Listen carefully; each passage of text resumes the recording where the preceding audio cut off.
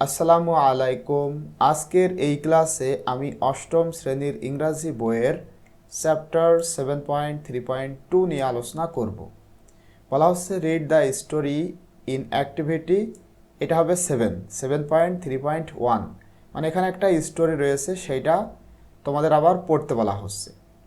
তারপরে তোমাদের এই যে দেখো একটা টেবিল এখানে রয়েছে, এটা তোমাদের পূরণ করতে হবে। ওই স্টোরি থেকে কিছু সেন্টেন্স বা বাক্য এখানে দেওয়া হয়েছে এবং দেখো মাঝখানে কিছু কিছু ওয়ার্ডকে বোল্ড করা হয়েছে, একটু গাঢ় করে দেওয়া হয়েছে।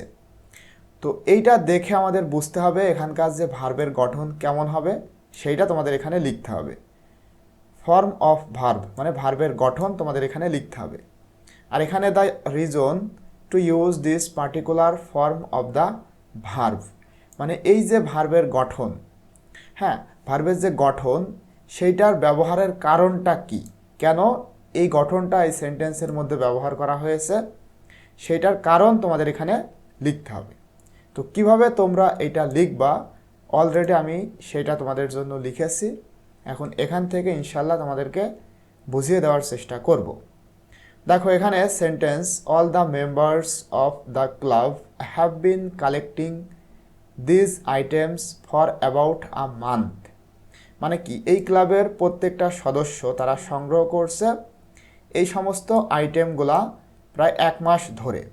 তাহলে এইখানে দেখো হ্যাভ বিন প্লাস ভার্বের সাথে আইএনজি, হ্যাভ বিন প্লাস ভার্বের সাথে আইএনজি, এই যে ভার্বের গঠন সেটা ব্যবহার করা হয়েছে। কারণটা কি, the collection started before and continuous at the present time, মানে এই যে কালেকশন বা সংগ্রহ এটা পূর্বে শুরু হয়েছিল এবং বর্তমানে এখনও চলতেছে। So the verb form will be in the present perfect continuous tense, সুতরাং মূলত ভার্বের যে গঠন সেইটা হবে প্রেজেন্ট পারফেক্ট কন্টিনিউয়াস টেন্স।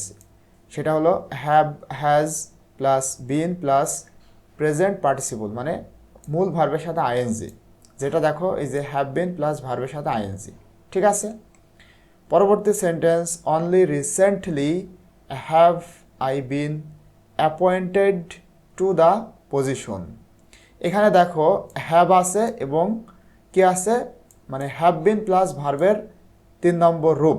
যদি হ্যাভ বিনের পরে ভার্বের হাতে আইএনজি থাকতো সেইটা আমরা বলতাম প্রেজেন্ট পারফেক্ট কন্টিনিউয়াস টেন্স, কিন্তু এখানে হ্যাভ বিনের পরে ভার্বের 3 নম্বর রূপ রয়েছে, মানে পাস্ট পার্টিসিপল ফর্ম রয়েছে। এবং এই যে দেখো রিসেন্টলি এইটা থাকা মানেও কিন্তু সেটা তোমাদের একটা ক্লু দেওয়া হয়েছে যে রিসেন্টলি থাকা মানে প্রেজেন্ট পারফেক্ট টেন্স হয়, তার মানে এটা রয়েছে প্যাসিভ ভয়েসে, এই জন্য হ্যাভ বিন প্লাস ভার্বের 3 ফর্ম, সেটা রয়েছে হ্যাভ বিন প্লাস অ্যাপয়েন্টেড মানে ভার্বের 3 ফর্ম। কারণটা কি, the present perfect tense is used here to indicate a recent event, মানে সাম্প্রতিক কোনো একটা ঘটনাকে নির্দেশ করতে এটা ব্যবহার করা হয়েছে। With relevance to the present, যেটা বর্তমানের সাথে সম্পর্কিত। The structure have been plus, হ্যাঁ বল, আচ্ছা ইনশাল্লাহ। The structure have been plus past participle is use to show, মানে এই যে স্ট্রাকচার মানে হ্যাভ বিনের পরে ভার্বের 3 ফর্ম ব্যবহৃত হয়েছে টু শো, দেখাতে that this is a completed action, মানে কাজটা অলরেডি শেষ হয়েছে উইথ প্রেজেন্ট রিলেভেন্স, যেটা বর্তমানের সাথে সম্পর্কিত, মানে কাজটা শুরু হয়েছে বা শেষ হয়েছে কিন্তু তার ফল এখনও পাওয়া যায়নি, তার মানে এটা আমরা বুঝতে পারলাম। ইট ইজ হাই টাইম, দেখো এখানে এটা মার্ক করা রয়েছে, তার মানে এখানে অবশ্যই কি রয়েছে, মানে এখানে যেটা থাকবে সেটা হলো ভার্বের 2 ফর্ম, মানে ইট ইজ টাইম অথবা হাই টাইম থাকলে পরবর্তী সেন্টেন্সটাকে ভার্বের মানে পাস্ট ফর্ম করতে হয়, মানে পাস্ট সিম্পল টেন্সে হয়ে থাকে। ইট ইজ হাই টাইম মানে এটাই উপযুক্ত সময়, we all started working hand in hand, মানে সকলে মিলে একসাথে কাজ করার এইটাই উপযুক্ত সময়। দেখো started. The simple past tense, simple past tense বলতে past simple tense is used here with it is high time, মানে এটা দিয়ে শুরু হয়েছে। আ ফ্রেজ, একটা ফ্রেজ হলো, মানে ইট ইজ হাই টাইম এটা একটা ফ্রেজ, দ্যাট যেটা সাজেস্ট করে something should have been done already, যেটা সামথিং শুড হ্যাভ বিন ডান মানে করা হয়েছে এমন, using the past form emphasises the urgency of the action, এবং ব্যবহার করা হচ্ছে পাস্ট ফর্ম মানে পাস্ট সিম্পল টেন্স জোর দিতে কাজের গুরুত্বকে, মানে এটা করতেই হবে এমন কিছু। I wish I were a student like you. দেখো আই উইশ আই ওয়ার, তার মানে কি বলতো, এখানে পাস্ট সিম্পল টেন্স রয়েছে, মানে আমি আশা করি আমি তোমারই মতো একজন শিক্ষার্থী। এখানে ওয়ার রয়েছে ভার্ব, মানে ভার্বের গঠনটা হলো ওয়ার।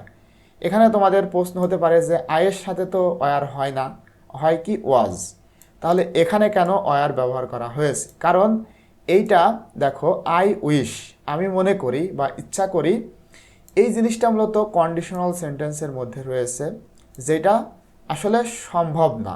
আমি যদি মনে করি যে আমি তোমারই মতো একজন শিক্ষার্থী, এটা কিন্তু সম্ভব না, অসম্ভব, যার কারণে আয়ের সাথেও অসম্ভব কোনো কিছু দিতে হবে, এই জন্য ওয়ার।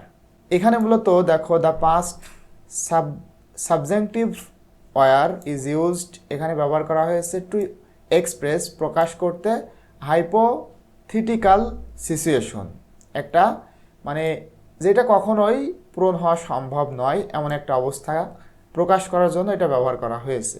অর আ উইশ, এবং একটা ইচ্ছা করা হয়েছে that it is not true in reality, যেটা বাস্তবে সত্য নয়। Were is often used with, যার কারণে প্রায় সময় ওয়ার এভাবে ব্যবহার করা হয়ে থাকে। Shaoli can not help approaching, এখানে দেখো অ্যাপ্রোচিং যে ভার্বের গঠন সেটা রয়েছে। ক্যান নট হেল্প এইটার পরে কিন্তু মূলত ভার্বের সাথে আইএনজি হয়ে থাকে। উদ্দেশ্য হলো মানে কারণটা হলো the verb from approaching follows can not help, মানে এই যে অ্যাপ্রোচিং এইটা অনুসরণ করেছে ক্যান নট হেল্প এইটাকে, and is used as a জিরান্ড, এবং জিরান্ডের মতো এটা ব্যবহার করা হয়েছে। ভার্বের হাতে আইএনজি টু ইন্ডিকেট, মানে ভার্বের হাতে আইএনজি করে নির্দেশ করা হয়েছে অ্যান অ্যাকশন, একটা কাজকে, দ্যাট ইজ ইনএভিটেবল অর ইরেসিস্টেবল, যেটা মূলত অনিবার্য বা অপ্রতিরোধ্য। ঠিক আছে, এবারে দেখো এখানে now Shaoli is wandering around the school campus, এখানে দেখো নাও রয়েছে, তার মানে অবশ্যই এই টেন্সটা প্রেজেন্ট কন্টিনিউয়াস টেন্স হবে, মানে শাওলি স্কুলের ক্যাম্পাসে ঘুরে বেড়াচ্ছে। দেখো ইজ ওয়ান্ডারিং রয়েছে, ভার্বের গঠন is wandering. The present continuous tense is wandering is use to describe an action, একটা কাজকে বর্ণনা করতে এটা ব্যবহৃত হয়েছে, দ্যাট ইজ হ্যাপেনিং, যেটা ঘটছে বা ঘটে at the moment of speaking, কথা বলার মুহূর্তের কোনো কিছু ঘটছে আর কি। There had been a great deal of discussion before the plan was finalised. দেখো এই যে had been a great deal of discussion, মানে সেখানে আলোচনার একটা বিশাল ডিল রয়েছে, কিসের পূর্বে? দ্য প্ল্যান ওয়াজ ফাইনালাইজড, পরিকল্পনাটি বাস্তবায়ন বা সম্পূর্ণ হওয়ার পূর্বে একটা আলোচনা করতে হবে বা করা হয়েছে, এটা হ্যাড বিন রয়েছে। এটা হলো মূলত পাস্ট পারফেক্ট টেন্স, ঠিক আছে, কারণ আফটার বিফোর এটা থাকলে পাস্ট পারফেক্ট টেন্স হয়ে থাকে। দেখো হ্যাড এবং এই বিটা হচ্ছে বি, মানে বি থেকে বিন, হ্যাডের পরে ভার্বের থ্রি ফ্রম, ঠিক আছে। বিফোরের পূর্বে সেন্টেন্সটা যদি পাস্ট পারফেক্ট টেন্স হয়, মানে অবশ্যই পাস্ট পারফেক্ট টেন্স হতে হবে এবং পরেরটা হবে পাস্ট সিম্পল। তো পাস্ট পারফেক্ট টেন্স এবং এই দুইটা মিলেই কিন্তু টোটালি এটা past perfect tense. The past perfect tense had been is use to indicate an action completed before another past event, মানে এই যে past perfect tense had been এখানে ব্যবহৃত হয়েছে নির্দেশ করতে একটা কাজকে, যেটা কমপ্লিটেড হয়েছে কিসের পূর্বে? বিফোর অ্যানাদার পাস্ট ইভেন্ট, যেটা মানে পূর্বের কোনো ঘটনার পূর্বে। হেয়ার ইট শোজ দ্যাট, এটা দেখায় যে দ্য ডিসকাশন অকার্ড, আলোচনা হয়েছে before the plan was finalised, পরিকল্পনাটি ফাইনাল হওয়ার পূর্বে। There are many booths set up by students and teachers from all sections, এখানে দেখো are set up, are set up, তো এখানে দেখো দ্য প্রেজেন্ট সিম্পল, এটা মূলত প্যাসিভ ফর্মে রয়েছে, ঠিক আছে, প্যাসিভ ফর্মে রয়েছে। এই যে প্যাসিভ ফর্মে কীভাবে? আর এবং তার এই যে সেট, এটা হলো ভার্বের থ্রি ফর্ম, তারপরে আমরা জানি মানে ভয়েসে বাই থাকে কিন্তু সেটের পরে আপ হয়, এই জন্য বুঝতে পারলাম এটা প্যাসিভ ফর্মে রয়েছে, মানে ভয়েসে রয়েছে। দেখো কারণটা, the present simple passive form are set up is use to indicate general state or আর্গো or arrangement that exist currently. মানে কি এই যে present simple passive form are set up, এটা মূলত ব্যবহৃত হয়েছে টু ইন্ডিকেট মানে নির্দেশ করতে একটা সাধারণ বিবৃতি অথবা অ্যারেঞ্জমেন্টকে যেটা কারেন্টলি বিদ্যমান রয়েছে। The present simple tense shows that, এই টেন্সটা দেখায় যে দিস ইজ আ ফ্যাক্ট, এটা একটা বাস্তব কোনো কিছু আর সিচুয়েশন ইন দ্য প্রেজেন্ট, বর্তমানের কোনো একটা অবস্থা। তো এ হচ্ছে আমাদের কত চ্যাপ্টার 7.3.2। আশা করি এখান থেকে তোমরা উপকৃত হতে পেরেছ। ভিডিওটা যদি তোমাদের ভালো লেগে থাকে অবশ্যই তোমরা তোমাদের বন্ধুদের সাথে শেয়ার করবা এবং প্রতিনিয়ত এমন ভিডিও পেতে আমাদের চ্যানেলটি সাবস্ক্রাইব করে পাশে থাকা বেল আইকনটি অন করে রাখবা, তাহলে যখনই আমরা নতুন কোনো ভিডিও আপলোড করব সঙ্গে সঙ্গেই তোমরা সেটা পেয়ে যাবে।